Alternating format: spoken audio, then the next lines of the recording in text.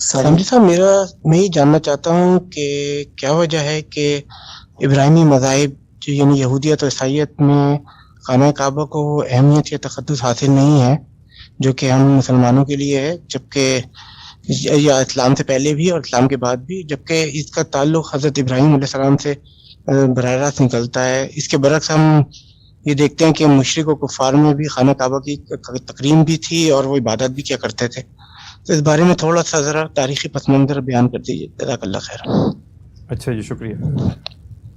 اس موضوع کو تو قرآن مجید نے اپنا خاص موضوع بنایا ہے اور پوری تاریخ سنا کے یہ بتایا ہے کہ بنی اسرائیل اللہ تعالیٰ کی طرف سے منتخب کیے گئے اور ان کو بتایا گیا کہ نبوت جیسی نعمت تمہیں عطا کی جائے گی اور تم اللہ کے دین کے گواہ بن کر دنیا کے وسط میں رہو گے، لیکن وہ بدقسمتی سے اس کو اپنا استحقاق سمجھ بیٹھے، اور جب یہ بات انہیں بتائی گئی پیغمبروں کے ذریعے سے کہ آخر میں تم لوگ اپنے منصب سے وفا نہیں کر سکو گے تو اللہ تعالیٰ تمہارے ہی بھائیوں میں سے آخری پیغمبر پیدا کریں گے، یعنی حضرت محمد صلی اللہ علیہ وسلم کی پیشین گوئی بھی کی گئی اور عہد بھی لیا گیا۔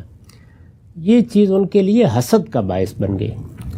اب محمد الرسول اللہ کی نبوت کی بنیاد تو وہی حضرت ابراہیم کی ذریت، حضرت ابراہیم سے اللہ کا وعدہ، حضرت ابراہیم کے ذریعے سے اس بیت اللہ کی تعمیر تھی۔ تو بتدریج انہوں نے اپنے دور زوال میں اپنا تعلق اس بیت اللہ سے بالکل منقطع کر لیا۔ یہ اس طریقے سے ہوا۔ قرآن کہتا ہے یہ حسدم من عند انفسہم ہوا، یعنی اس حسد کی بیماری کی وجہ سے وہ یہاں تک پہنچ گئے۔ چنانچہ نہ وہ بیت اللہ کا ذکر کرنے کے لیے تیار تھے، نہ حضرت اسماعیل کا ذکر سننے کے لیے تیار تھے، یہاں تک کہ انہوں نے ذبیح بھی حضرت اسحاق کو بنا ڈالا۔ تو اس کے بعد پھر آپ کہاں تلاش کریں گے اس طرح کی چیز؟ ٹھیک ہے سر، بات واضح ہوئی۔